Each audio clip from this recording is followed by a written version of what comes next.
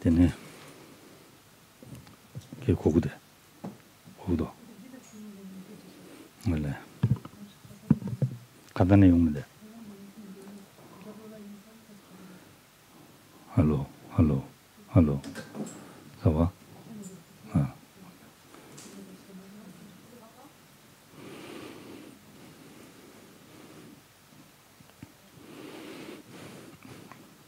되네. 다 당문시 단한 왕주 좋아돼. 신들은 가와성 부중. 대양 다지 조주 상배 밀리를 뭐지? 니에 가와 된저 된저지 밀리 쳐봐진 된저지 니에셔.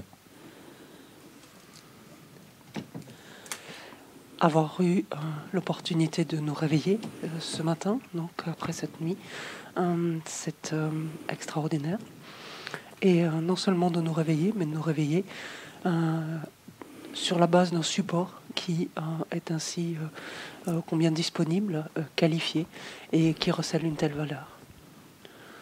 Donc c'est extraordinaire.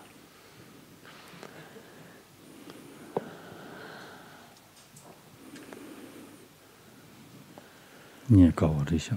지 가와르. 가다 된치무르르셔. 이내양 지글라와르셔. C'est un support extraordinaire de par le potentiel, la valeur qu'il recèle. C'est un support qu'il est difficile à trouver, mais par contre, c'est un support très éphémère, donc il est très facile de perdre.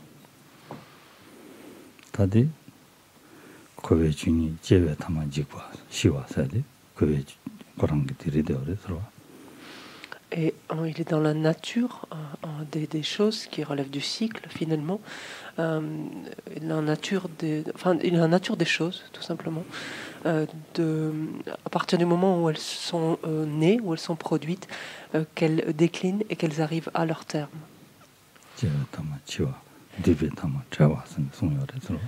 Et donc ainsi, toute naissance conduit forcément à la mort. Toute réunion conduit forcément à la séparation. Et que on n'a pas le choix par rapport à cela, on est contraint de vivre cela.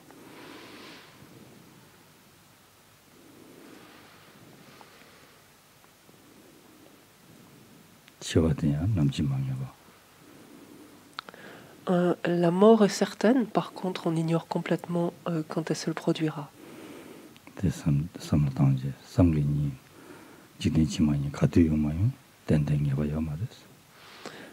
Réfléchissons bien au fait finalement que 100 ans.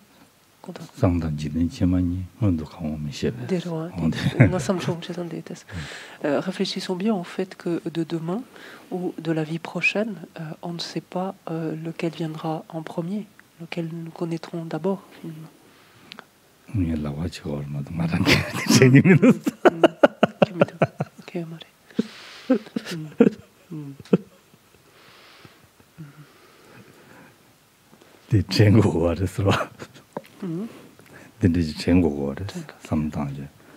Donc il nous faut ramener en fait cela à l'esprit, il nous faut y penser en fait que finalement on ne sait pas si c'est demain que nous connaîtrons, sous-entendu demain avec le support de cette même existence, donc ou notre vie prochaine, donc ayant basculé dans une prochaine existence.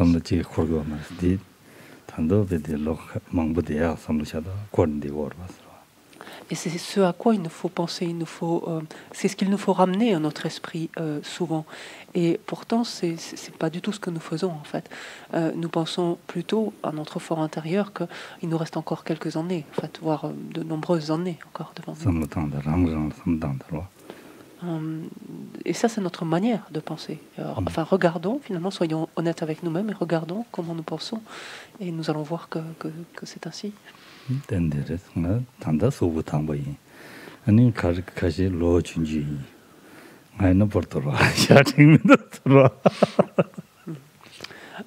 Et en plus, on a des arguments, enfin en tout cas, on se donne des arguments pour nous, pour justifier le fait qu'on pense qu'on en a encore pour plusieurs années, en nous disant je suis plutôt quand même en bonne santé, j'ai une santé assez solide, ou je suis encore assez jeune. Donc dans mon cas maintenant, bon, je commence à être un âge respectable, donc je peux plus penser comme ça, mais on pourrait le penser.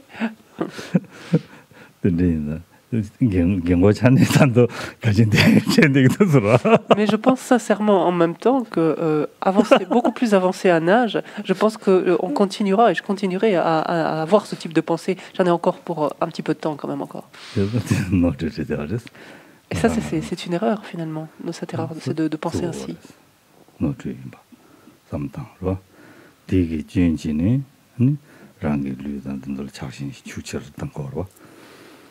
C'est une erreur, pourquoi? Parce que cette manière de penser ainsi, en fait, fait que l'on s'attache encore davantage.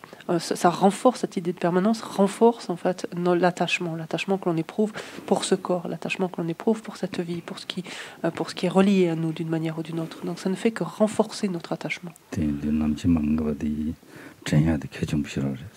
Et c'est pour ça qu'il est important de réfléchir à l'incertitude du moment de notre mort, justement, de ce point de vue-là.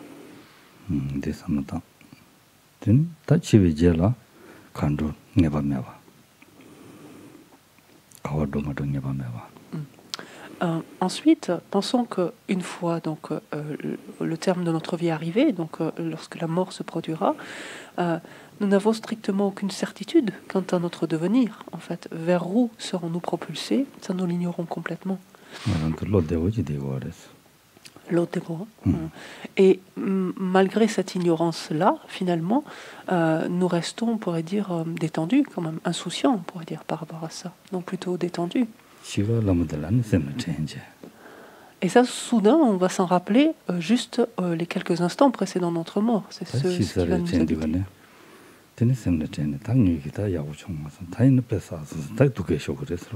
Et lorsque nous aurons cette certitude intérieure que là, c'est le moment et que nous allons mourir, il ne reste plus pour très longtemps, là, à ce moment-là, nous passerons brièvement en revue, finalement, tout ce que nous avons vécu. Nous dirons, mais là, j'ai mal agi, je me suis mal comporté, là, ça n'a pas été juste, ça n'a pas été correct, etc. Et notre esprit sera progressivement en proie donc, à une peur, une terreur, voire une panique.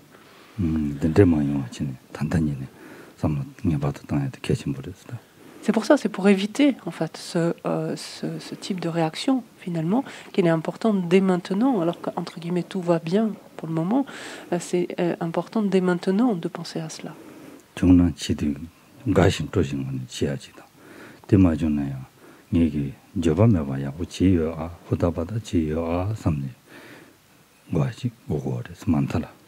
Avec finalement comme objectif, donc en pensant à cela, donc à cette incertitude du moment notre mort, est-ce qu'il y aura après, etc. Donc en pensant à ça dès maintenant et régulièrement, avec pour objectif, donc dans l'idéal même d'accueillir la mort légèrement, avec joie finalement, fort de certitude intérieure, ou au minimum en fait d'accueillir la mort sans avoir de regrets, en nous disant qu'on a fait du mieux qu'on a pu notre vie durant, on a fait tout ce qu'on a pu, du mieux qu'on a pu, et qu'au moins on meurt sans remords.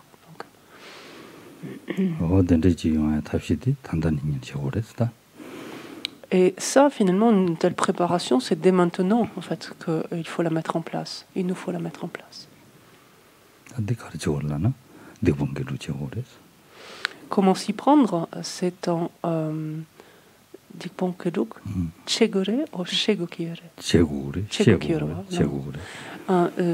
comment nous y prendre? C'est en justement ayant connaissance de ce qui est vertueux, de ce qui est non vertueux, en essayant justement d'agir en fait de sorte à éliminer donc ce qui est non vertueux et au contraire donc s'adonner davantage à ce qui relève du domaine vertueux.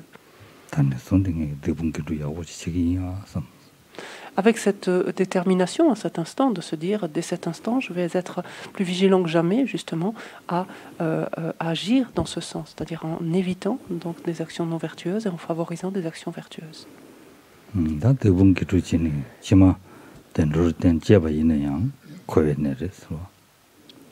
Alors, ceci étant, à ce stade, finalement, de notre réflexion, on va plus loin maintenant, et on se dit que Quand bien même donc je vais ainsi donc agir en évitant donc ce qui est non vertueux et en favorisant ce qui est vertueux, il n'empêche que j'obtiendrai une renaissance, donc un support d'existence qui sera favorable, dans un état en tout cas d'existence favorable, mais c'est un état qui sera encore néanmoins assujetti finalement, qui sera conditionné, c'est-à-dire qui relèvera du samsara, qui sera assujetti à l'existence cyclique, au cycle des existences.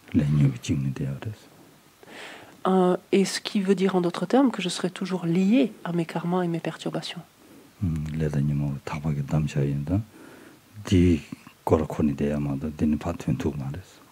Et tant que je serai ainsi lié à mon karma et mes perturbations, je serai contraint de continuer à errer à travers le samsara sans aucune possibilité de m'en affranchir, de m'en soustraire.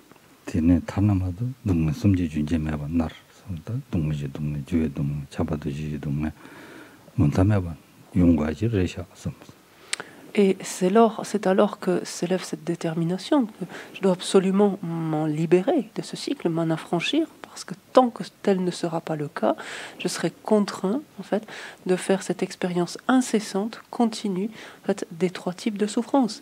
Donc d'être submergé par ce flot donc des trois souffrances qui relèvent de la souffrance la souffrance du changement ou la souffrance inhérente à l'existence conditionnée.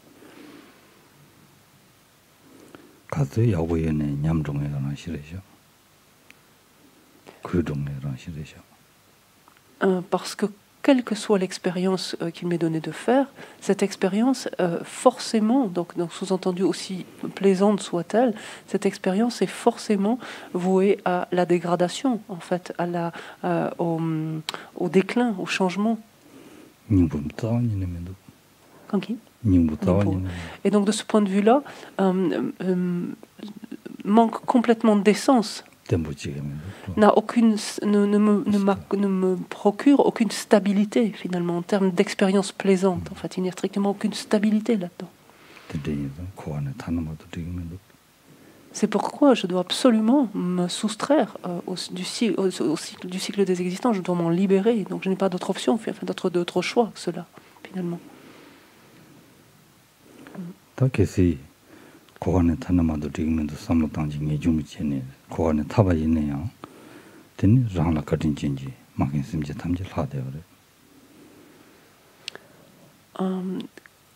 J'arrive à ce stade donc à développer le renoncement, c'est-à-dire le désir donc de me libérer moi-même du cycle de mes existences, de m'en affranchir définitivement. Ceci étant, lorsque je regarde au-delà de moi-même, je me rends compte que demeurent dans cet état tous les êtres, donc tous les êtres mémères qui ont été infiniment bons pour moi, auxquels je dois tant, en tout cas.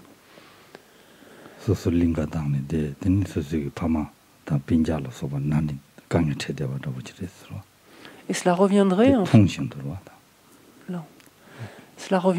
fait en poursuivant simplement sur ce mode-là, cela reviendrait à passer une bonne journée, partir en pique-nique ou faire une belle balade dans un endroit très plaisant et voir à côté ou sur le bas-côté ses parents, ses amis, ses proches, tous les êtres que l'on affectionne, être eux-mêmes submergés, perclus de souffrance et de douleur. Ça reviendrait à ça finalement. Et même d'une manière tout à fait ordinaire, que diraient nos sociétés lorsqu'elles voient, que disent nos sociétés lorsqu'elles voient un enfant qui agit ainsi, finalement, délaissant ainsi ses proches qui sont en proie à de grandes difficultés, elles diraient mais quelle ingratitude, quel gosse complètement ingrat.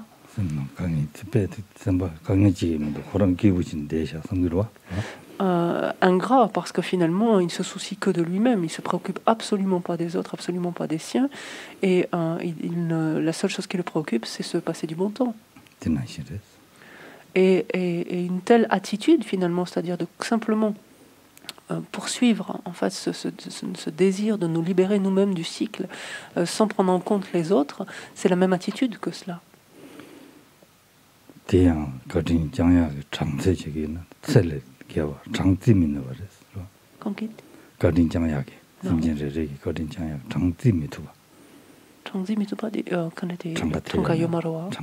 Non. Lorsque l'on fait, si l'on se donne la peine de faire l'inventaire, pourrait-on dire, de tout ce que l'on doit aux êtres et tout ce que l'on doit à chaque être, en fait, la liste est infinie, en fait.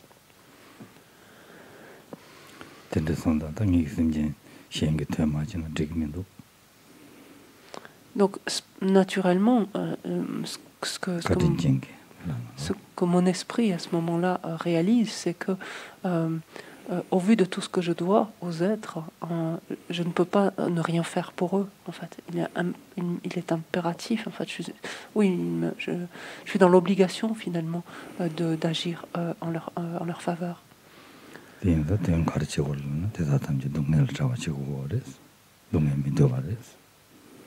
Agir pour eux, ça veut dire quoi? Ça veut dire que tous les êtres souhaitent éviter la souffrance, s'en tenir à l'abri.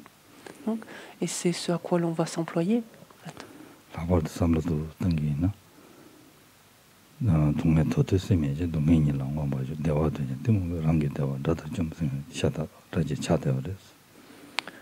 Et cette réflexion, on l'amène sur cette constatation, comme nous dit Shantideva, que tous les êtres aspirent à se tenir à l'abri, enfin, tous les êtres aspirent au bonheur, et tous les êtres aspirent à se faire l'expérience du bonheur, et pourtant ils traitent ces causes comme ils le feraient de leur pire ennemi, et alors que tous aspirent pareillement à être protégés de la souffrance, ils restent au contact de ces causes comme ils le feraient de leur meilleur ami. Donc de prendre conscience de cette confusion fondamentale donc, qui habite les êtres.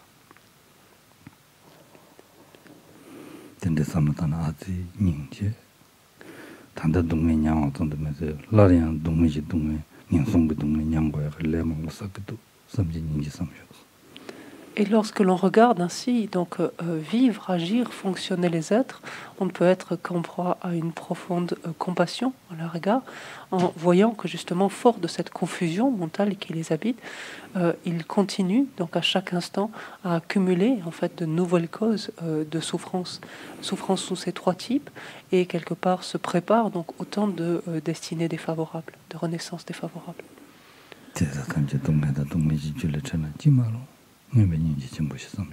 Et donc c'est quelque chose qui rapidement nous devient complètement insupportable, intolérable, et c'est alors que s'élève en nous donc cette aspiration à ce que tous les êtres, sans exception, puissent être débarrassés de leur souffrance et de ses causes, de leurs causes. Et l'on développe ainsi ou on renforce ainsi notre compassion.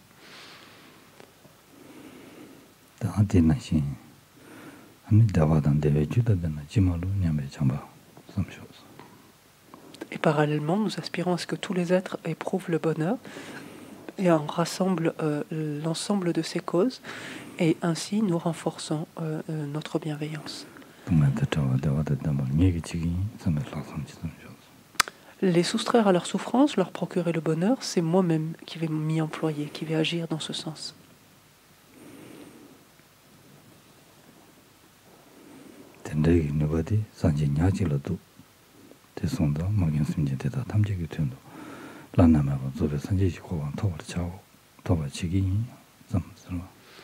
Mais pour l'heure, je n'ai pas encore cette aptitude, aussi louable que soit cette intention, et qui a une telle capacité, c'est un être qui s'est pleinement éveillé. C'est alors ce qui m'anime désormais, c'est-à-dire le désir justement en vue d'être ainsi bénéfique à l'ensemble des êtres, de parvenir à l'état de Bouddha, à la bouddhéité.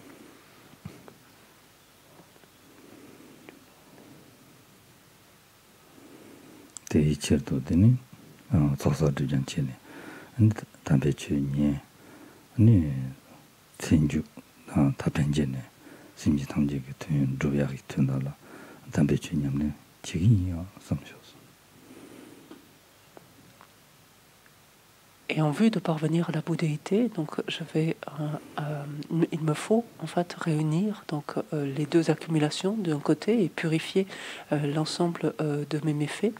Et cela, je vais le faire notamment à travers l'écoute ici de cet enseignement, et également à travers le désir de mettre en œuvre, d'appliquer ensuite ultérieurement cet enseignement à mon esprit.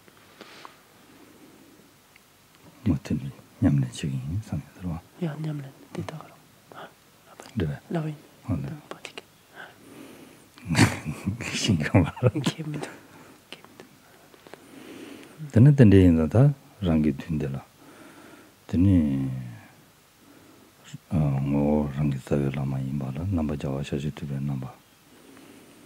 Dei tago do tene choju yawa seta jawa tamji kone shu yoba.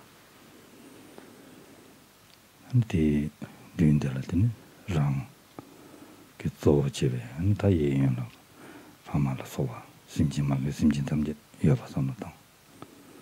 Teta tamji jawa dunghe me de dewa de dunghe jule dunghe la jikshi tra tele chobe nyoba de ni kunju sumla yoba yi chebe ngane jamro tang ta dinti sima dunya de suma dun shos den kazan na shinsam tang shos.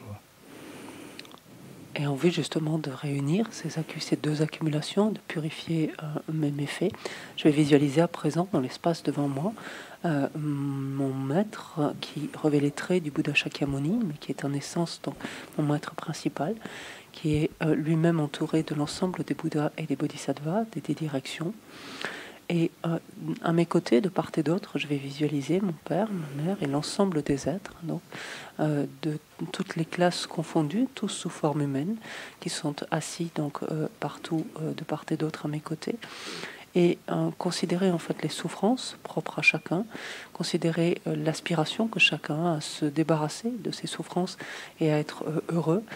Et pensant en fait que chacun, donc comme moi-même, nous tournons finalement vers ces 3 joyaux, donc vers ces objets de refuge, en redoutant justement les souffrances à venir, donc en étant en proie à la peur, à la crainte donc des souffrances à venir qui nous attendent d'une part, et en nous tournant vers les objets de refuge avec une profonde confiance, une profonde foi en leurs différentes qualités, leurs différentes aptitudes. Et c'est ainsi que tous ensemble, donc, nous allons prendre refuge et réciter ensuite donc la louange au Bouddha Shakyamuni, le Sutra du cœur, et comme nous l'avons fait hier, donc en amenant en fait à l'esprit les différents éléments qui ont été mentionnés hier sur l'interdépendance, etc. notamment.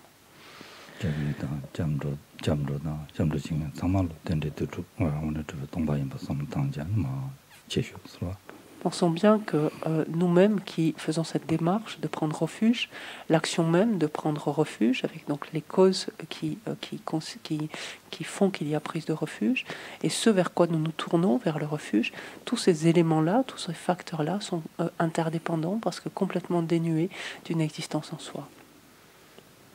Et donc rappelons-nous cela alors que nous prenons refuge, notamment.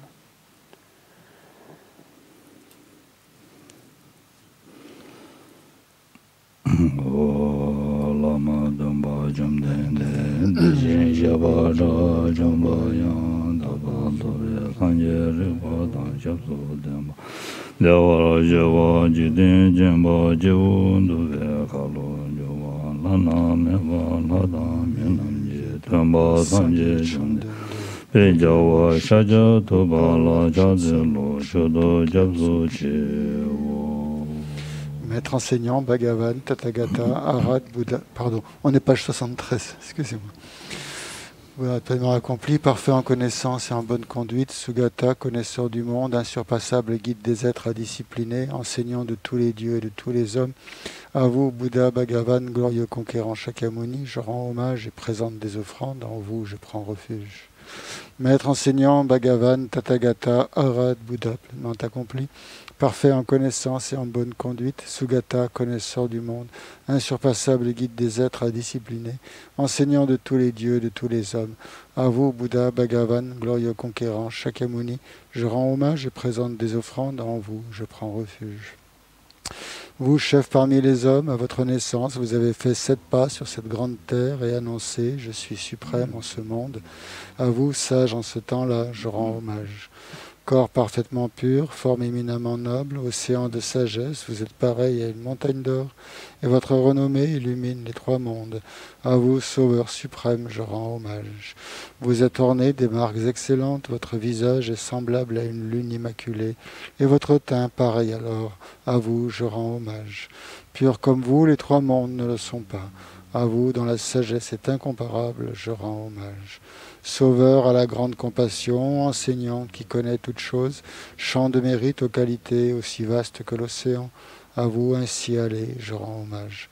Par la pureté, il délivre de l'attachement. Par la vertu, il libère des renaissances infortunées. Unique chemin, réalité pure et suprême, au Dharma qui apaise, je rends hommage. Vous êtes libérés et montrez la voie qui mène à la libération. Vous observez avec ferveur les préceptes de l'éthique, champ pur doté de réalisation. À vous, assemblée suprême vouée à la vertu, je rends hommage. Hommage au suprême Bouddha, hommage au refuge du Dharma, hommage au noble Sangha, avec une dévotion infinie, hommage à vous trois. À vous qui êtes dignes de respect, m'inclinant avec des corps aux aspects les plus divers, aussi nombreux que les atomes de tous les royaumes, avec une foi suprême, je rends hommage. Ne commettre aucune action nuisible, s'engager dans des actions saines et parfaites, discipliner complètement son esprit, tel est l'enseignement du Bouddha. Comme une étoile, une vue déficiente, une flamme, une illusion, une goutte de rosée ou une bulle, un rêve, un éclair ou un nuage, considérez ainsi tous les phénomènes composés. Par ces mérites puissent les êtres atteindre l'état d'omniscience et vaincre l'ennemi, les défauts. Puissent-ils se libérer de l'océan de l'existence cyclique, agité par les vagues tumultueuses de la vieillesse, de la maladie et de la mort. Sutra du cœur de la perfection de la sagesse. Hommage aux trois nobles, rares et sublimes. Voici ce qu'une fois j'ai entendu. Le Bhagavan se trouvait à Rajagriha, sur le pic des vautours, entouré d'une grande congrégation de moines et d'une grande assemblée de bodhisattvas.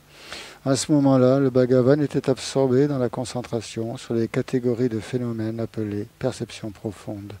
Au même moment, le bodhisattva, Mahasattva, Arya Avalokiteshvara, contempla la pratique même de la profonde perfection de la sagesse, et il vit que les 5 agrégats également étaient vides de nature propre.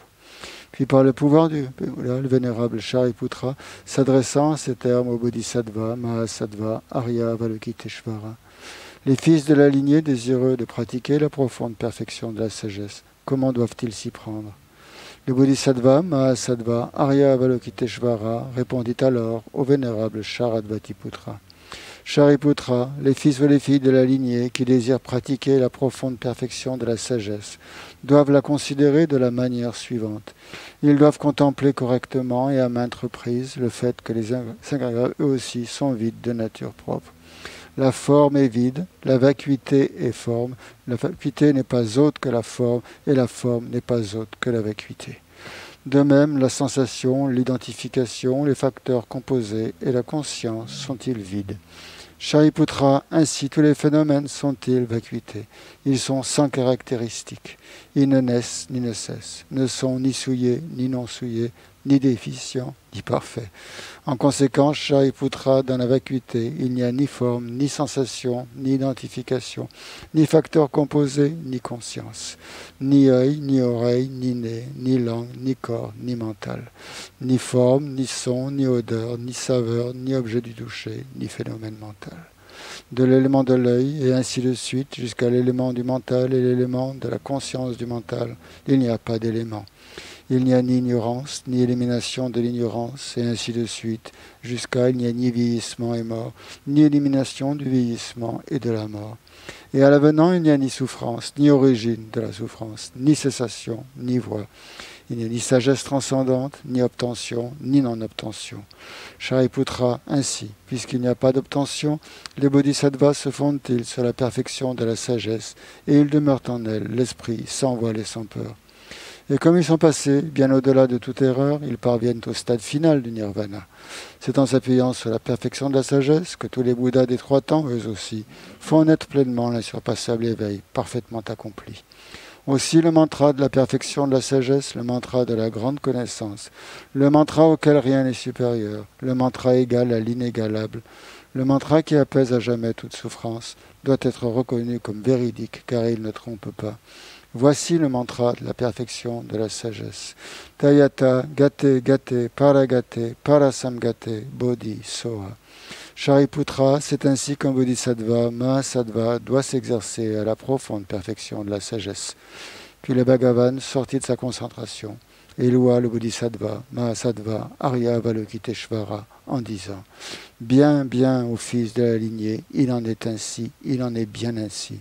C'est exactement comme tu viens de l'exposer qu'il convient de pratiquer la profonde perfection de la sagesse, et les Tathagatas eux-mêmes se réjouissent. » Lorsque le Bhagavan eut dit cela, le vénérable Sharadvatiputra, le Bodhisattva, Mahasattva, Arya Avalokiteshvara, l'entourage au complet, ainsi que le monde des dieux, des hommes, des asuras et des Gandharvas, furent remplis de joie et louèrent les paroles du Bhagavan.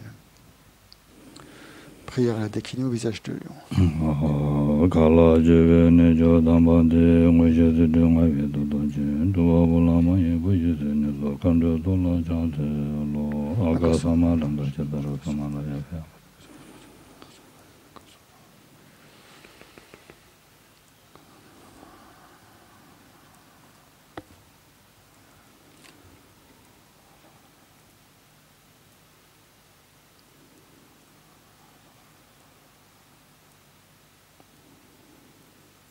Akasamaranda Jabara Samaraya Dayada Gade Gade Baragade Barasangade Bodhi Soha Kunjo Sunje Kaye Dembe Topji Cheru Dowa Juji Mewa Juji Shewa Juji Dake Baje Mendeve Jorenge Badamje Jindo Guru Soha.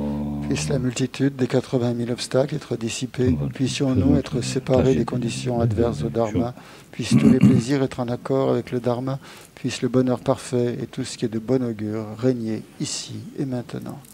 Ensuite, on va à la page 98 pour la courte offrande de mandala.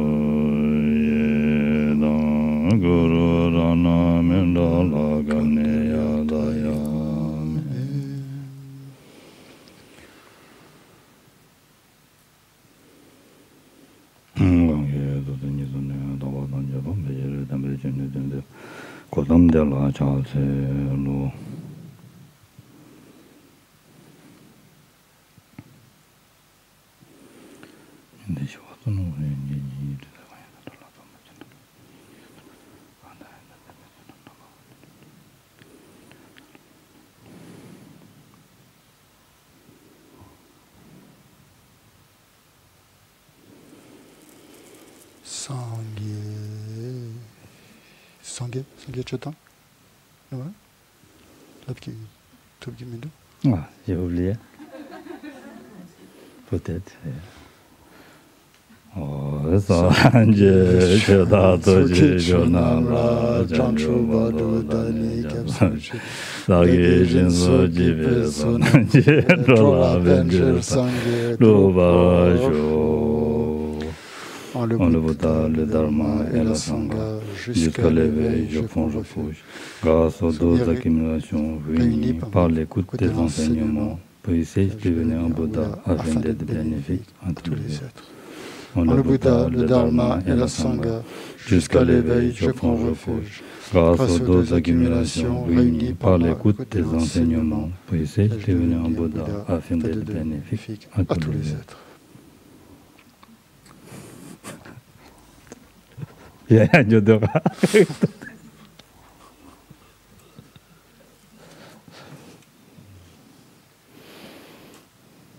냠도 만들면 잠들라고 차로라. 당그 두드니서는 다와 당지 보면 담배 주는 데 고담들라 차스로. 야, 다做着的. 단다. 잠도 맞으지 돼야 돼. 잠도 맞으니 돼야 돼. 관계 두드니서는 다와 당지 보면 돼야 돼. 개침이 쉬어야 돼. 그래서 j'étais parti sur le sens aussi de la strophe que je récite, donc qu'on ne récite plus d'ailleurs dans le cadre du Paiement, mais on pourrait la rajouter, hein, cet hommage des stances fondamentales de la voie médiane, rédigé par Nagarjuna, qui dit devant celui qui, par sagesse et compassion, a enseigné l'excellent Dharma, afin d'éliminer toutes les vues erronées, devant Gautama, je me prosterne. Et ce faisant, c'était pour moi en fait un refuge. Donc c'est pour ça que je suis restée dans ma pensée, j'ai oublié le refuge. plus classique.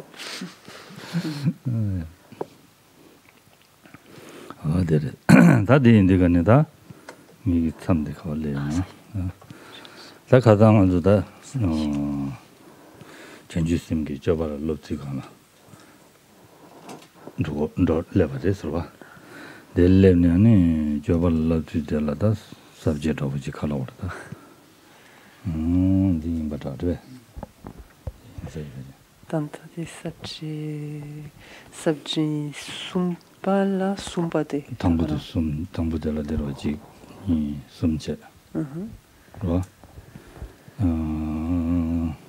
당불로 숨 전주스는 저 람도 장바 인자스 저 domba 송바 송년에 지달랍지 숨도 와 숨디나로네 되니다 당부들라더니 갈로래 되는마다 다 전주스미 domba 가디임에 하고 지니 아니 송더벌레스는 아니 다시니다 니바 domba 송고그리 주름 송고그리 domba 송 주름 송고그리 선송에 니바 대체 로 somebody 강날라베게니 시디다 칼로레 진 디로와 진소 파진주 나로 뒤야 기지들와 다데 지단 라비아 망보시라 요레서 있네요 진소 파진주 나로 되비레스 진소 파진 주디야 아니 야 가도록 고아 네베딩들이야 된주지 된상 미루를 뭐지 야구주고 그연서 된지 고야 된다래야 sabje 시샤데 주샤데 지샤로와 어디다 된다든지 거기에 와다 된다스니 셰어레스로 저어디다 된다스니 진네 아니 파진 냠는 제알라 다 파진 주를 사바 먹어 파진 주고 나라 뒤봐 파진 주되게 연 현된다 랑데 차간 누야 여봐 칼로레 대야 라바 숨기나라 뒤봐 안 되지 마 송자 너바레스로 차단. Pour récapituler très brièvement dans ce que nous avons vu hier, en fait, nous avons commencé donc à voir comment nous engager dans le mode de vie d'un bodhisattva, en d'autres termes, adopter en fait ce dernier point ici, donc ce troisième point de la manière de d'entraîner notre esprit selon les étapes de la voie des individus de grande capacité, donc qui consiste à voir donc quelles sont les activités finalement d'un bodhisattva. Et l'on a vu que ce chapitre, donc on va dire, est subdivisé en 3 parties.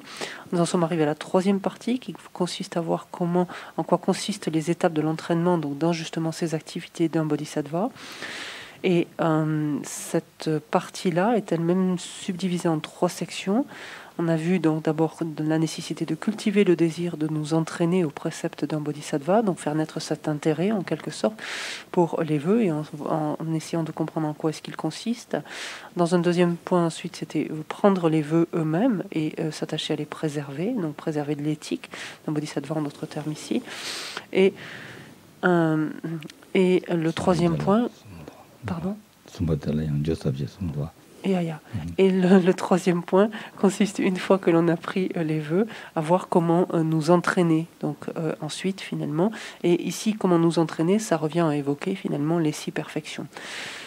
On n'a pas abordé donc les 6 perfections de but en blanc, c'est ce qu'on va aborder à partir de ce matin.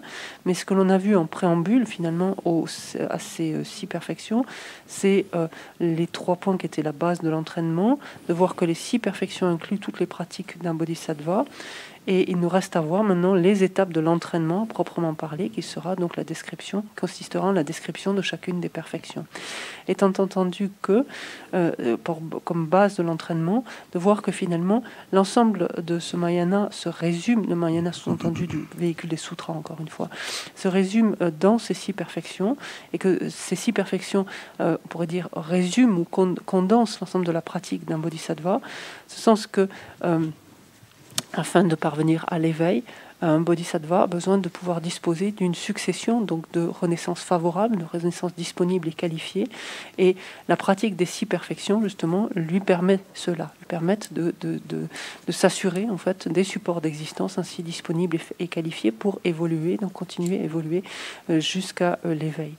On a vu également le caractère certain de ce nombre de 6 perfections, donc il n'y en a pas moins, il n'y en a pas plus, et cela sous différents angles, donc du point de vue de l'accomplissement des 2 desseins, c'est-à-dire le nôtre, notre dessein personnel et celui d'autrui.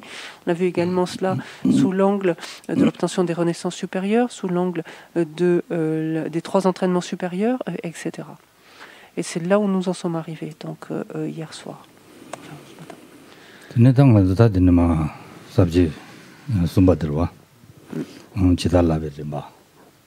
Et donc nous en arrivons donc aux étapes de l'entraînement, donc à proprement parler.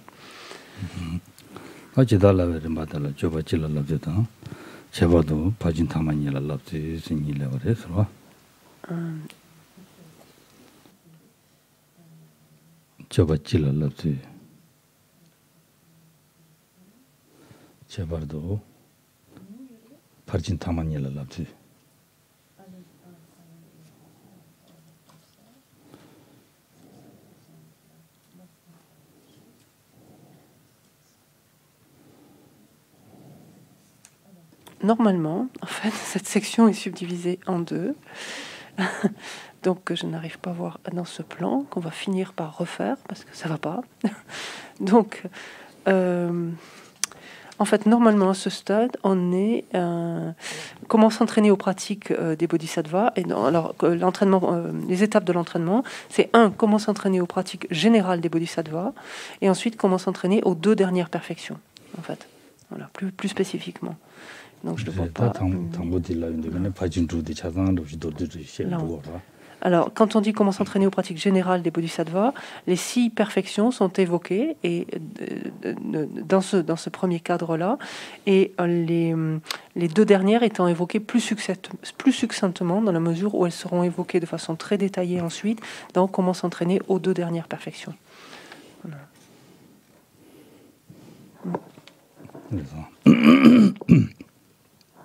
Là, subjet en bout de là, subjet 2.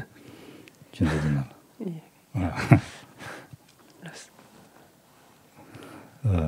pas. Jabajila lapsis, dans des 20 watts teacher.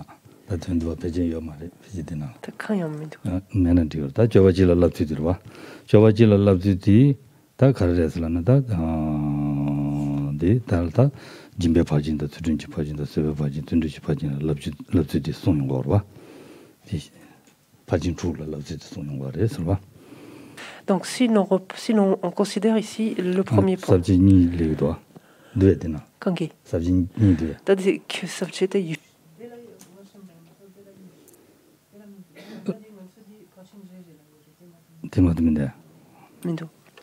Donc il faut le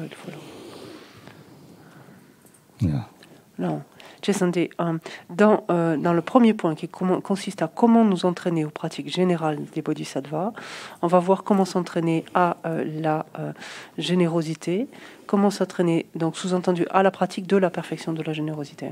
Comment s'entraîner à la pratique de la perfection de la générosité, de l'éthique, de la patience, de la persévérance enthousiaste, de la concentration et de la sagesse.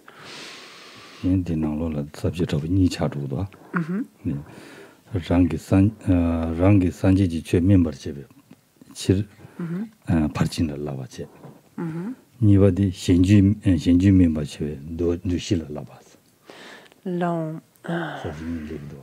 Alors ça n'apparaît pas tout à fait ici, mais ouais.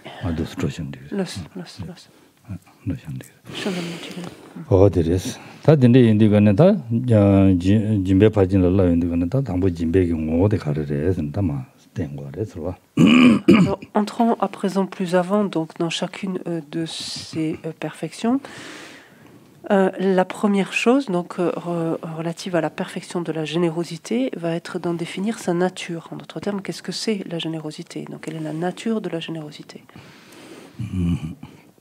Donc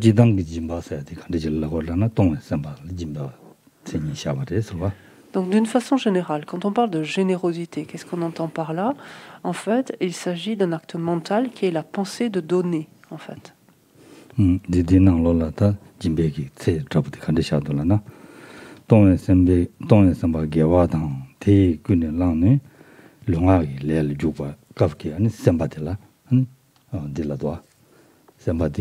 네, 디레스 짐바세데스. 되는 차단 라비나 레데사 되니 룡하기 짐발라 죽심베 되지 셈바고스. 되나도. Et donc, que nous dit Rinpoche ici quant à la nature de la générosité? Il nous dit que c'est une vertu qui consiste en la pensée donc, de donner, du don, et l'acte physique ou verbal qui est motivé par une telle pensée, en fait.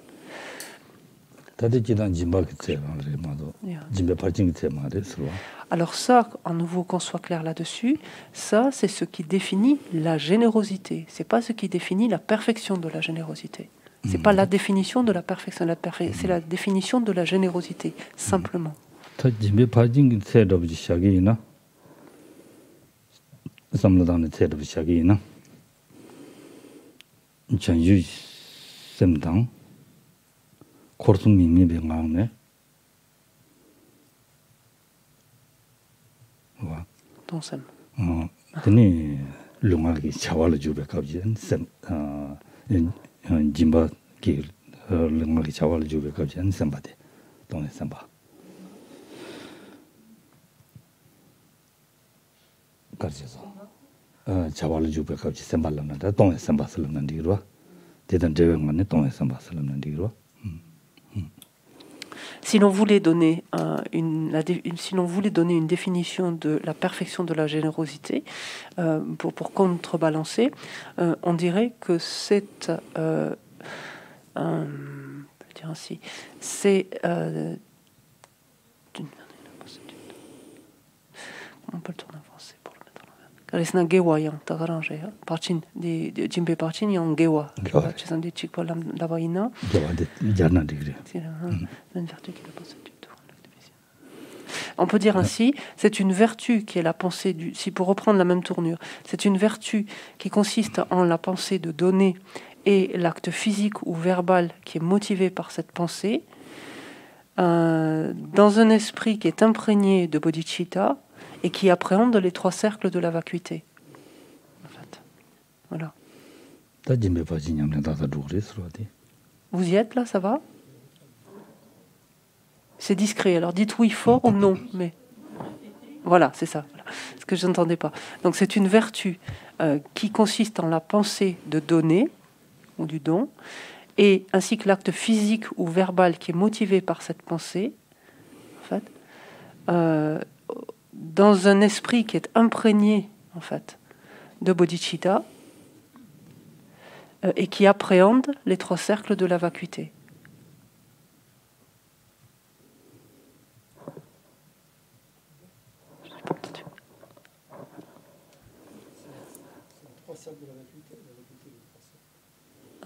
En principe, on dit les trois cercles.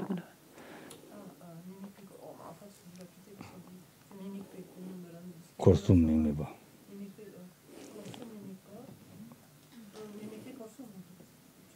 Namji korsum mimeba la.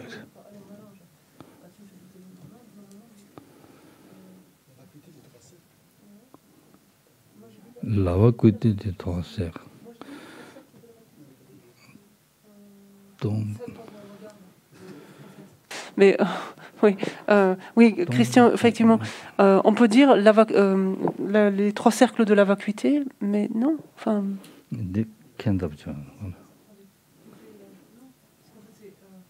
Vous comprenez. Enfin, non, Korsum mimeba la digane. Tade jimbatang, jimbatang, jimbekita, di zedang, tindu samalo, dembar mimibingan. Qu'est-ce que c'est ces trois cercles? Je vais dire comme ça. Qu'est-ce que c'est ces trois cercles, en fait, pour que vous ne soyez pas perdus? On considère cet acte donc, de générosité, par exemple, cet acte de générosité. Il y a le donneur, il y a ce qui est donné, la substance qui est donnée, par exemple, en supposant que ce soit une substance, mais la substance qui est donnée, et il y a l'action même de donner, par exemple. Et donc ces trois aspects, donc ce qu'on pourrait appeler cercle ici, ces trois facteurs, ces trois éléments, en fait,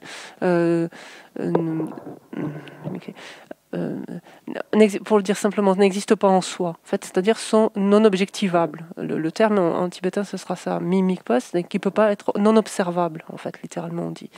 Donc non observable dans la vacuité. C'est pour ça que le résumé, c'est de parler des...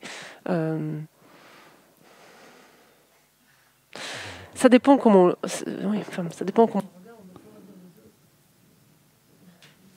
Ok. Si vous êtes plus à l'aise avec la notion de la vacuité des trois cercles, on peut courir. C'est pareil ça. Ça c'est pas. Yeah.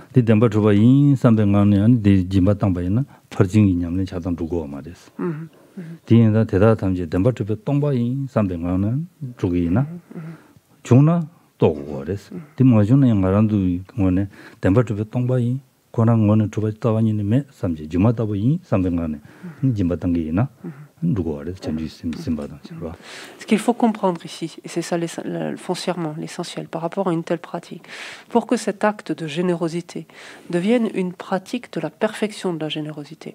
Donc, outre le fait que notre esprit à ce moment-là doit être empreint de bodhicitta, alors qu'on s'adonne à cet acte, il faut que simultanément on considère en fait que soi-même qui s'adonnons à cet acte, ce que l'on donne et cette action même, en fait, n'existe pas réellement. En fait, sont dénués de la moindre trace d'existence en soi. Si on saisit, si on conçoit en fait, et que l'on adhère en fait à ces conceptions, concevoir que soi-même, ce que l'on donne ou l'action elle-même, en fait, sont dénués de la moindre trace d'existence en soi, sont pourvus de la moindre trace d'existence en soi, il n'y a absolument aucune pratique de la perfection de la générosité à ce moment-là. Il y a un acte de générosité, mais il n'y a pas de pratique de perfection de la générosité. Il faut réellement à ce moment-là percevoir le caractère illusoire, en fait, ça revient à dire ainsi. Si on le regarde autrement, à la fois de soi-même en train de donner, de l'action qui est menée et de la substance, par exemple, en fait, qui est donnée. Voilà. Ça y est. Ouais. Ouais. C'est mon truc. Pardon. Anda di nang lo ji dang ji song do se ne dimba jomba tamji digo mares. Serneki Zimba. Serneki Zimba. Sena. Zimba. Long. Senewangi Zimba. Long. Tiang Dadu Chuba Zimba. Tende Mewa Zamji, Dio Mares. Shending Sim, Chanju Sim, Simgures. Tini Simbengane, and Le Rangi, Lu, Longe gets the Java Samji, Le Tambachilla, Jimmy Parching, Sindures. Et pour montrer le caractère complet de cette pratique de la perfection de la générosité, il est dit en fait que, si on regarde bien, l'acte lui-même de générosité, l'acte simple de générosité s'oppose à l'avarice, en fait.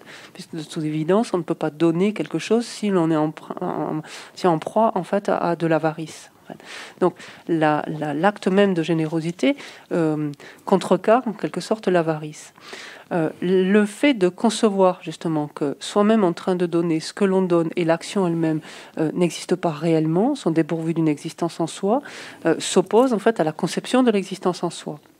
Mais ces deux seuls facteurs ne suffisent pas non plus à ce que cette pratique, cet acte de générosité devienne une pratique de la perfection de la générosité. Qu'est-ce qui manque? Il y a ce désir finalement d'être bénéfique aux êtres. Et donc plus largement, c'est-à-dire en agissant ainsi, d'œuvrer au bien des êtres, donc de tous les êtres. C'est-à-dire il manque cette bodhicitta derrière. Donc c'est pour ça qu'il n'y aura que pratique de la perfection de la générosité à partir du moment où il y aura ces trois facteurs donc réunis, à savoir s'opposer à l'avarice, s'opposer à la conception, à la saisie donc de l'existence à soi, et s'opposer en quelque sorte, j'entends là, quand est s'opposer à la recherche de son intérêt personnel finalement. Il faut absolument que, pour qu'il y ait bien entendu pratique de la perfection de la générosité, a fortiori, qu'il n'y ait pas la moindre trace d'intérêt personnel.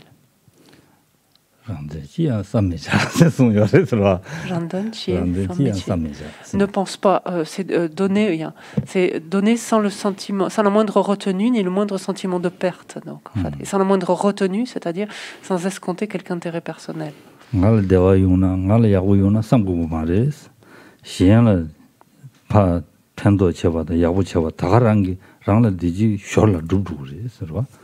Et ça, c'est quelque chose d'essentiel. Dans une démarche comme celle du don, par exemple, quel qu'il soit, il faut à aucun moment qu'il y ait un coin de notre esprit, finalement, qui attendent un retour positif pour nous-mêmes. Il ne faut pas faire cette action-là pour soi-même aller mieux, pour vouloir être heureux, pour éprouver du bonheur, pour que le meilleur nous arrive, etc. C'est pas du tout ce qu'il doit y avoir à ce moment-là dans notre esprit. La seule chose, lorsqu'on fait cet acte de générosité, c'est pour que les êtres, les autres, trouvent un bénéfice dans cette action-là. Et ce faisant, dans la mesure où il y a ce désintérêt, ce don complètement désintéressé, on pourrait dire par retour naturel, soi-même on en tire un bénéfice, on en obtient un bénéfice, mais sans que ce soit ce que l'on ait recherché au départ.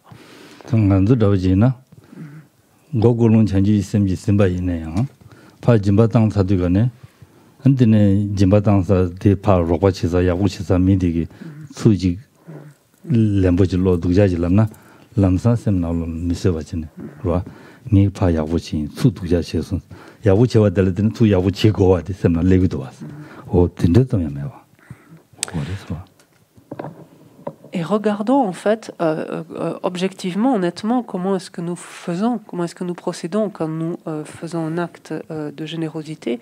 Alors il se peut qu'au préalable, notre esprit ait été empreint de quelque esprit d'éveil, que nous ayons développé un tant soit peu d'esprit d'éveil, mais nous adonnons à cet acte et en supposant que, et c'est là où on voit qu'il y a bien quelque chose dans un recoin de notre esprit, une attente en fait dans un recoin de notre esprit, parce que supposons que la personne en face manifeste quelque chose qui nous soit désagréable en retour, par exemple, c'est quelque chose immédiatement qui nous insupporte. Ça, on ne peut pas le tolérer, parce que quand même, on a été bon avec cette personne, on s'est mis dans les meilleures dispositions pour cette personne, et en retour, elle n'agit pas favorablement pour nous. Ça veut dire qu'il y a un recoin de notre esprit qui attend quelque chose, qui a cette attente-là.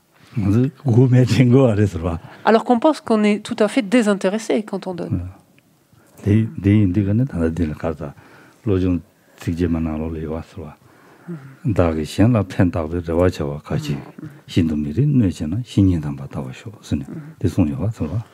Et c'est là où on pourrait dire, on peut appeler à la rescousse, si vous permettez, cette citation des 8 versets, donc, dans lesquels l'Angrik Tangpa nous dit « Quand celui à qui j'ai fait du bien, en lequel j'ai placé beaucoup d'espoir, me blesse cruellement et me fait du tort, je reconnaîtrai en lui mon précieux maître spirituel. »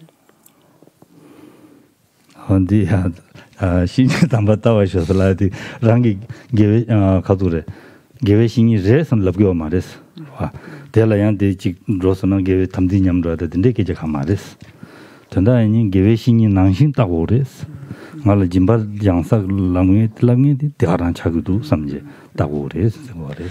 Alors comprenez bien cette dernière partie. Quand il dit je le verrai comme un précieux maître spirituel.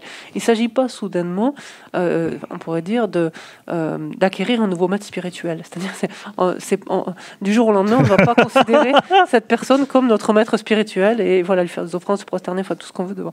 C'est pas du tout l'idée. Simplement, c'est que cette personne, à ce moment-là, par sa réaction, finalement, elle agit à notre égard comme le ferait notre maître spirituel. Donc c'est ça, c'est qu'à ce moment-là, je la regarde dans cette action-là comme le ferait notre maître spirituel. Et donc je lui dois infiniment en fait, à cette personne. C'est ça, c'est uniquement ce qu'il faut voir.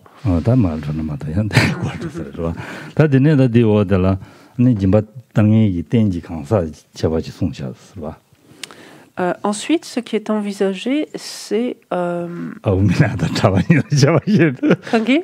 Jimbada Tawani Chabashedo, Jimbadaya.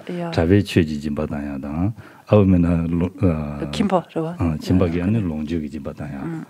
And then Tabe Chuji Jimbadaya, Longju Jimbamadan, Cardan Tavegi, no Longju Dulutan than the Chin, she wouldn't dry than the Chigmainda, though Chuji Jimbadaya, the essence of what. Ensuite est faite la distinction, alors ce que l'on a aussi, si on suit un peu notre plan, donc on a division de la générosité en fonction...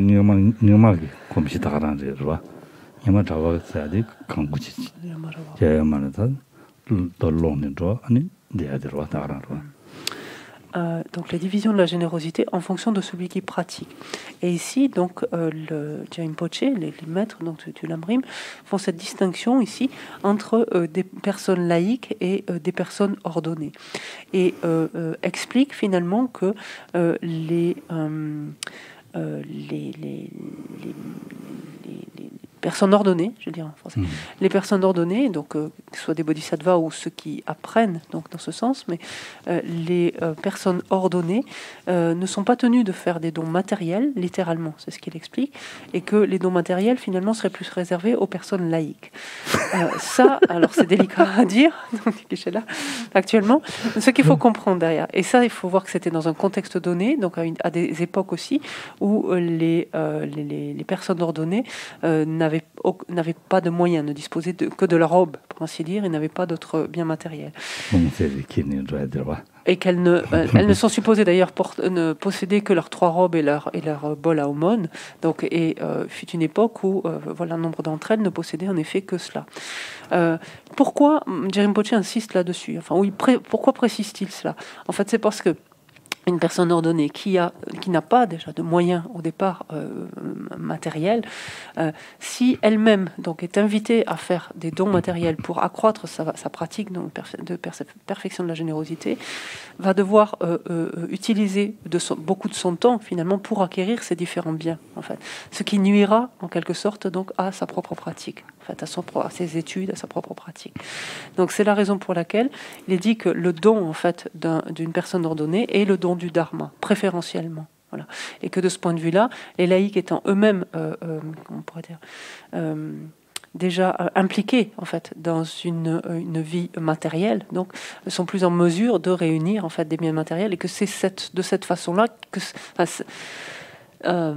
c'est cette pratique de générosité, cet acte de générosité leur permet en fait de s'adonner à la pratique plus facilement. Donc, non, je sais pas si c'est... Par contre, ce qui est très clair, c'est que si les personnes ordonnées donc possèdent quelques biens, elles sont tenues de s'adonner à des actes de générosité très concrets, très matériels, et donc pas simplement mental ou de dharma. Donc ça, c'est très... Donc attention à ne pas garder pour soi les choses. En fait. Et il est indispensable de pratiquer la générosité autant que possible. La pratique de la générosité étant vraiment un acte, pour dire fondateur, en fait, essentiel, fondateur. Et lorsque l'on aspire donc à s'adonner aux pratiques, donc aux activités en fait d'un bodhisattva, la pratique de la générosité est fondamentale. En fait.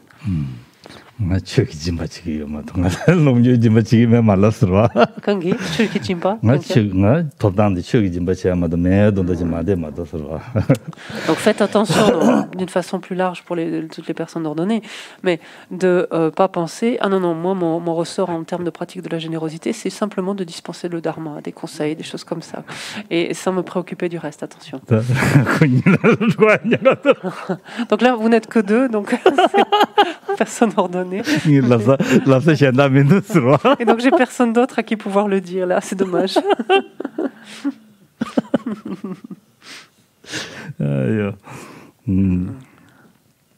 다 되네 다 되월 말도는 다 진병 뭐고니야나 다 숨샤바레스와. Donc, si l'on regarde maintenant comment on pourrait diviser la générosité selon finalement la nature de ce qui est donné, là, on va retrouver trois types de dons possibles. 다 최지진바당, 미지괴진바당, 되니 상승괴진바가 숨샤바레스와. Et donc là, on va retrouver le don du dharma, le don de protection et le don de biens matériels. 다 저기 좀 봤어야 되다. 자지고지야 말했어라.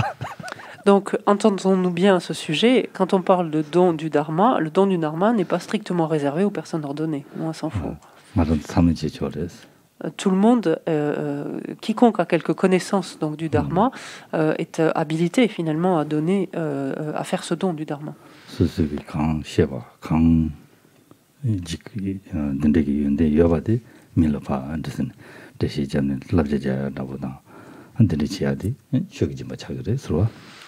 En effet, quelques connaissances que l'on a pu acquérir, quelques qualités éventuellement que l'on a pu développer grâce au dharma, quelque part, on est en mesure, grâce à cela, de pouvoir en fait le partager en fait avec les autres et en prodiguant des conseils, par exemple, donnant des éclaircissements, etc. Donc,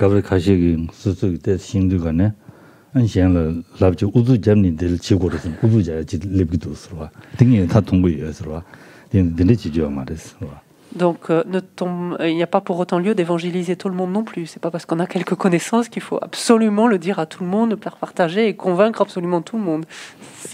Ça, je le vois de temps à autre. Ça s'impose pas, peut-être. Ça, c'est pas... Donc, voilà, soyez mesurés.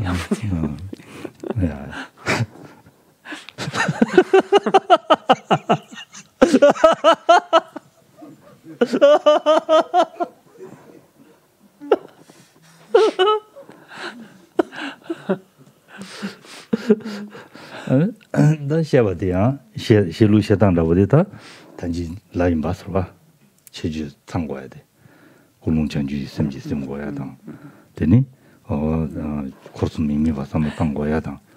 근데 이거는 루이나 다 바징이 냠는 루거로 와서 되면은 다谢谢现在判别什么结果什么当家去现度呢把经验们达到如嘛的是但가정 당보来吧三这个就也不远那样恰当面呢这个嘛的是就啊功能全局什么什么呢比也不恰得了比大不恰得了也不恰得了的呢恰当样嘛的第一个的可是明明把打算呢他是你家长第一个呢他去个金把当给呢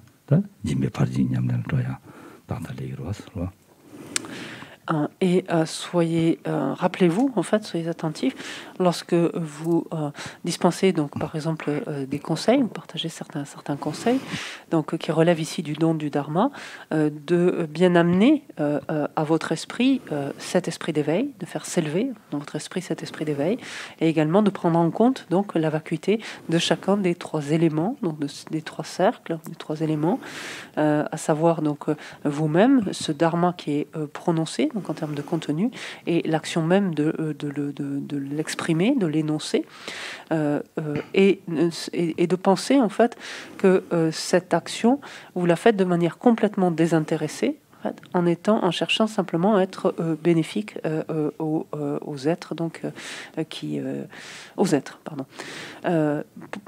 on revient sur l'importance donc de ces facteurs-là pour faire de cette action, cet acte de générosité du Dharma, une pratique de la perfection de la générosité. Et on se souvient hier, ce que l'on avait vu, c'était la nécessité finalement, pour atteindre l'éveil, était-il dit alors, de réunir l'ensemble des causes, de réunir les causes correctes, en fait les causes appropriées, et l'ensemble des causes. Et là, en l'occurrence, donc pour qu'il y ait perfection pratique de la perfection de la générosité qui soit susceptible donc de nous amener jusqu'à l'éveil, pareillement, il convient de réunir les causes correctes, donc appropriées, mais toutes les causes. Donc, en l'occurrence, pensons notamment à amener cette perception, en tout cas, du caractère irréel, en ce sens de n'existant pas réellement, donc des trois éléments donc de cette action, soi-même, donc le dharma exprimé et la parole même, donc qui est ainsi prodiguée. Et ce faisant, en fait, cette pratique de la perfection de générosité constitue bien une cause d'éveil parce qu'elle combine bien les deux aspects de la méthode et de la sagesse. Teneta jidang da chue to ne de she jam ni mi se gi shen la ma shen ya jidang gi mi zi to dang to la lab je gi na ji gi ri swa di choran du da sulai ni jabe yor ba swa Eni chuki jimba jokerebe. chuk jimba de la da kulung di jimba semba jin No. ko mi zi to dang sang bo ya bo yong ya tab she la kulung di de semba je din sang jin ru gi na chuk jimba la du ri Une telle pratique de perfection de la générosité ici en donnant donc le dharma peut être très très large parce que c'est des avis ou des conseils peuvent être donnés lorsqu'ils sont demandés, s'entend, peuvent être donnés relativement à la vie de tous les jours, en fait, au quotidien, des choses qui peuvent faciliter le quotidien des uns des autres. Donc, c'est quelque chose qui peut être fait très aisément, très facilement, mais encore une fois, prenons soin, en fait, d'amener, en fait, chacun des éléments, en fait. Et c'est comme de tout, c'est une question d'entraînement et progressivement, donc on devient mieux à même donc de se souvenir, donc de rassembler en fait chacun de ces facteurs, de ces éléments. Le deuxième type de don est le don de protection.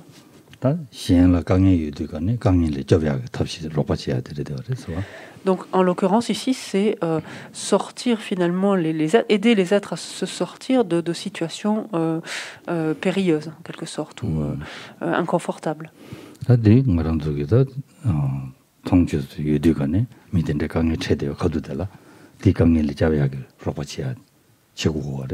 Quand elle quitte Karuina. Los. 아니 좀반은 로이나 좀반에 네다 되나 팬도 용이나 되야 답시당야 다 안되는 신다 무슨 답지 다 랑가길로 돈이 지야기 냥 같은 데요나 안디야한테 스타길로 파게네 파당야 답다 드니야 전도된데다 남참에 거들라 차베기 동네 강에 유디거네 야된도 수타살 수처살 수게야라고다 그러봐 안치기요나 야 팀나와라 게야라고다 된데게 답시 시와이나 다 데레스 미지베 대야다 단지나 신 심고거래 서봐 고롱전도 차단 심고거래 서봐 Le don de protection là peut être extrêmement vaste finalement, puisqu'il consiste à aider toute personne finalement qui est en difficulté. Il y a différents types, de très nombreux types de difficultés. Ça peut être des gens dont la liberté est entravée pour différentes raisons, et si il y a effectivement quelque chose d'injuste ou d'abusif quant à leur détention, le fait de chercher en fait à les libérer consiste ici en un don de protection, et donc a fortiori donc une pratique de la perfection de la générosité, toujours pareil si tous les éléments donc sont bien rassemblés. Cela peut être de protéger par exemple des insectes qui se trouveraient en plein milieu d'un passage et de les protéger, donc protéger leur vie. De les déplacer pour éviter qu'ils soient écrasés. Ça pourrait être par exemple s'il pleut abondamment, qu'on voit certains insectes sur le point de se noyer, ou de les mettre là aussi à l'abri, d'en mettre certains à l'ombre s'il fait trop chaud, enfin, ou des êtres, enfin peu importe, pas que des insectes ou des animaux. toute attitude finalement qui vise en fait à protéger donc des êtres qui sont en difficulté, en danger, en difficulté ou dans des situations délicates. Voilà.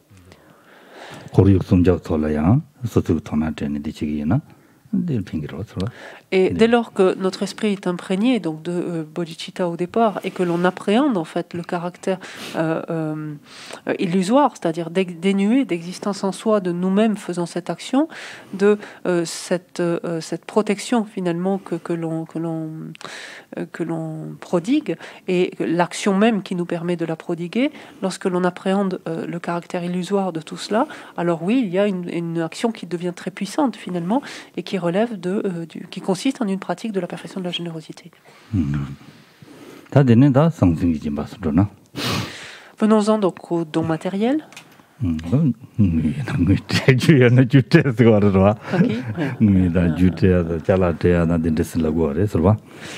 là, le don matériel, donc ça c'est explicite en français, porte absolument finalement sur tout type de bien dont on pourrait être en possession, en fait.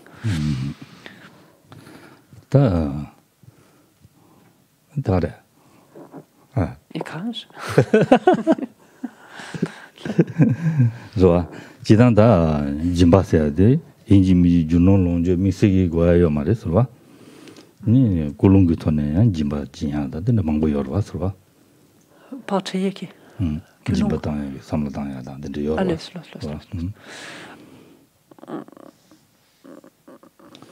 라기 류와 이숨 투숨이 게다 삼아 짐바 진거 여러 봤어. 어딘도 지고 그랬어. 삼당일. 내매잖아. Tendine bachana diris. Longe gezat jaba chatam biya. Lunga dindu biya de dina dura. Lunga dindu dura dina dura. Nga de ta chögi jimba nang drosma. Jimba tang de la lu jimba tang chö tang dura. Jimbe phaji nyamle cheala. Sangsingi jimba nang lo la dina de de yo mare. Ene jimbe phaji nyamle cheala lunga yisum longe gezat jaba chatam. Alors,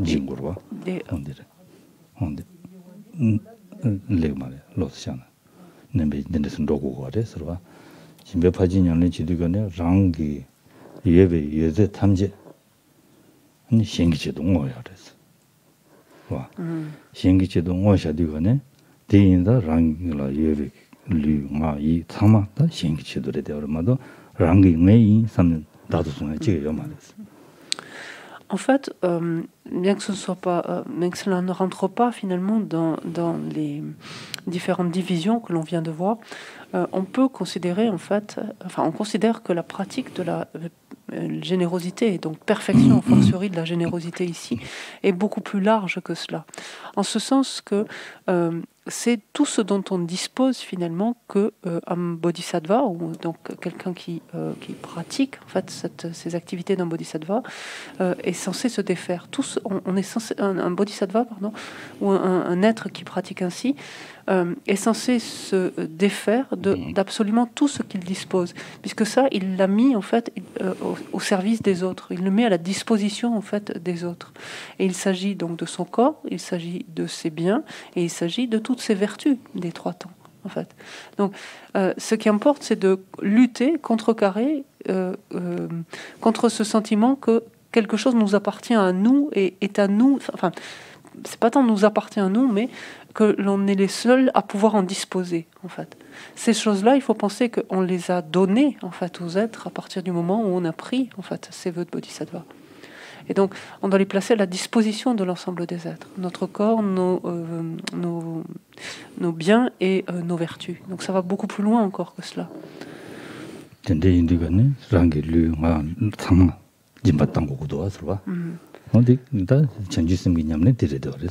Et si l'on regarde vraiment ce qu'est la pratique de générosité, donc d'un bodhisattva, son activité même, c'est vraiment ça, de continuellement, en fait, de mettre finalement continuellement son corps, ses biens et ses vertus à la disposition de tous. Là. Et si l'on regarde, alors là, on part dans des on parle à un niveau donc où les bodhisattvas sont où un bodhisattva est très avancé et donc où il est réellement en mesure de le faire, mais si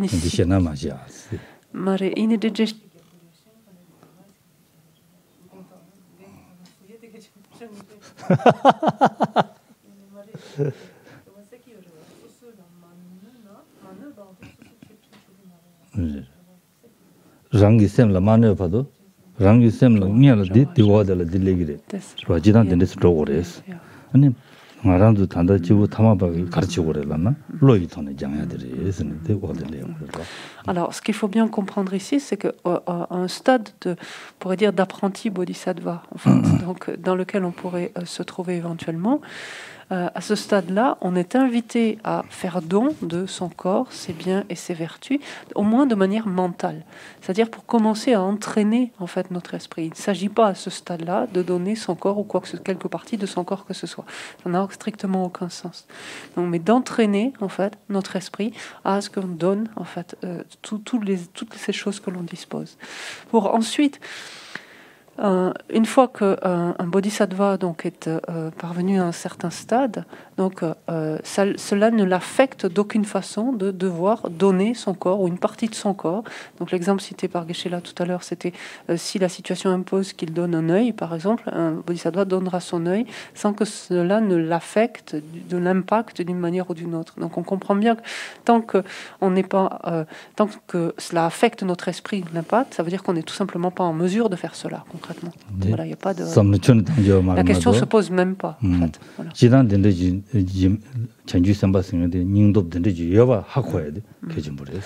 Et il faut bien comprendre en fait que dans la progression d'un bodhisattva, il y a un développement de sa force mentale, de sa puissance mentale, qui l'amène en fait à ne pas être affecté, impacté donc par une multitude de choses.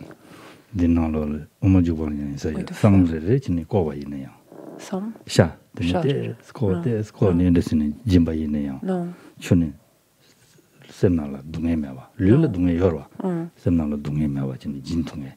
Dede chanju sem nyingdop dede kigire sen son. De longanere? Omajuba na yinse. Omajuba. Sangne zere sen tsikdima tata droma.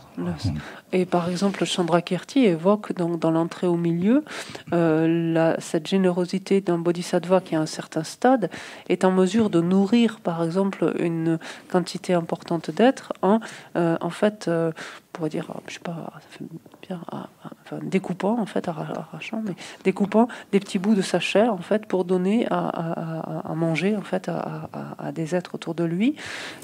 Alors, il y a une sensation physique, donc de douleur physique, mais cela n'impacte absolument pas son esprit. En fait, cela ne le trouble d'aucune façon, ne l'affecte d'aucune façon. Et non seulement voilà, cela ne l'affecte pas, mais il en éprouve une profonde joie, en fait, quelque part. Donc ça, il est entendu qu'il est hors de question d'envisager cela, c'est-à-dire dans la mesure où on n'est pas capable de ressentir une telle joie. Voilà. Mais par contre, donc au stade d'apprenti bodhisattva, on peut s'entraîner mentalement à faire cela. C'est ce que vous avez dit. Je répète ce que vous avez dit.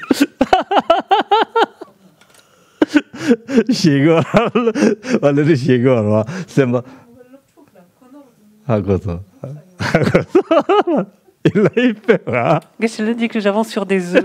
Oui. Parce qu'il faut bien comprendre ce qui est dit là. C'est pas rien quoi.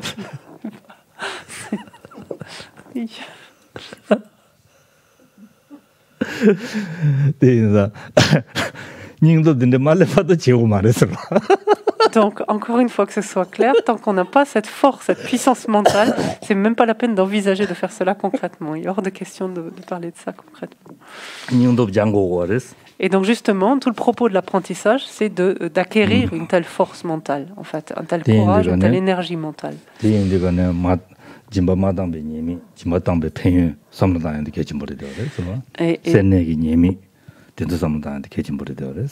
des manières d'y parvenir, donc à renforcer notre esprit, en fait, ici, c'est de considérer notamment les bienfaits de la pratique de la générosité et les inconvénients, donc, au contraire, de l'avarice, du fait de garder les choses à soi.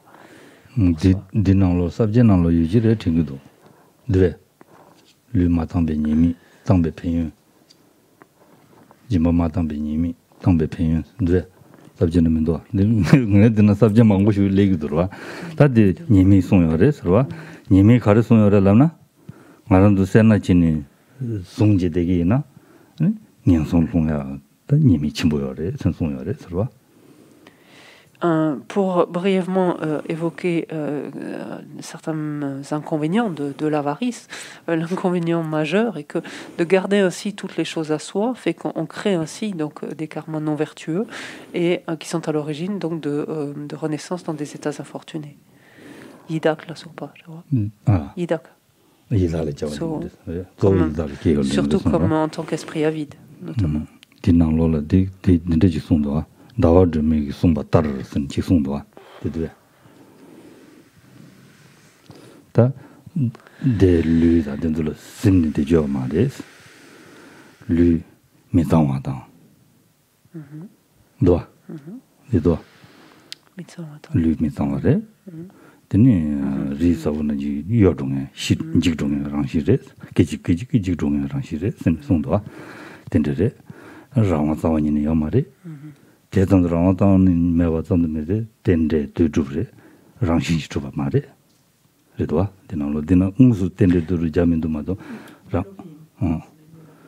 랑운에 주바 지가 말레스 도와 지가 요 말레스 대인자 밀람다보다 주마다고 짐바레 텐데 삼다는 차바 고바치고 그래스 텐데 마지와이나 안지마다 니주 사지 그냥 손 동그리 그냥 두그리 심송도 온데 님이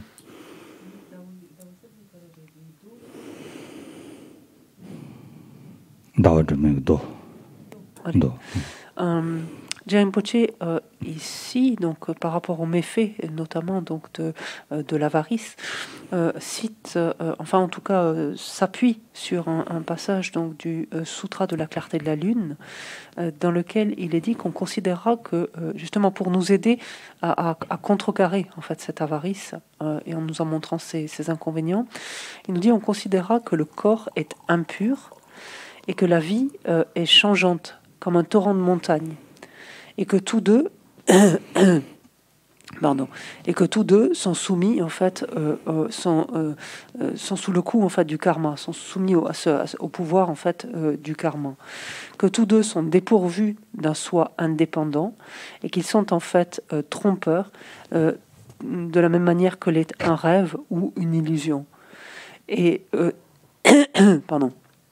Et donc de concevoir, de considérer à la fois l'impureté du corps, le caractère changeant de l'existence, de considérer leur caractère interdépendant, donc en l'occurrence dépendant de nos karmas, en l'occurrence ici, et de voir qu'ils sont dépourvus donc d'un soi propre, d'un soi intrinsèque, nous amènera à mettre fin donc à l'attachement que l'on éprouve, autant pour notre corps que pour notre vie.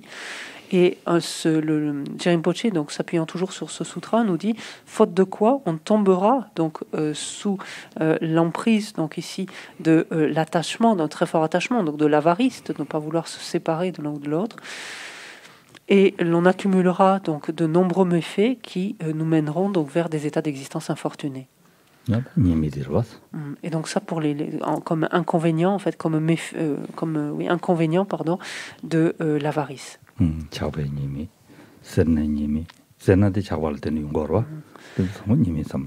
Le lien étant clair entre l'avarice et l'attachement, en ce sens que c'est de l'attachement, plus l'attachement est fort, plus il va donner naissance à l'avarice, plus on aura de difficultés à se défaire, à se détacher de ce de ce que l'on possède.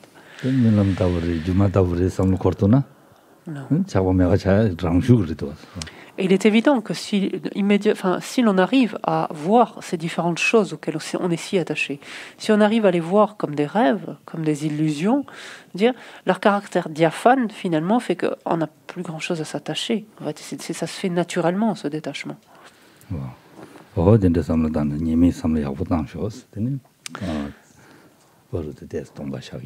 Donc, comme toujours, on a tout intérêt, en fait, on a un grand intérêt à considérer les inconvénients, en fait, de ces travers-là, en l'occurrence ici de l'attachement et de l'avarice.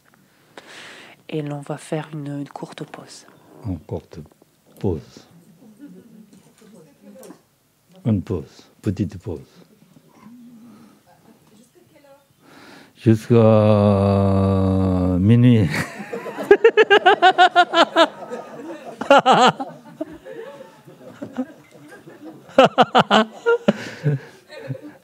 15 minutes, ça va. Normalement, 20 minutes. Toi. Oh, ça, je me donne, je l'ai Sanje Shindomi de Bewaye, Dogu Nanda Shinga Jobara, Shoyi, Dama Guru Rana, Kamni Adaya, Me.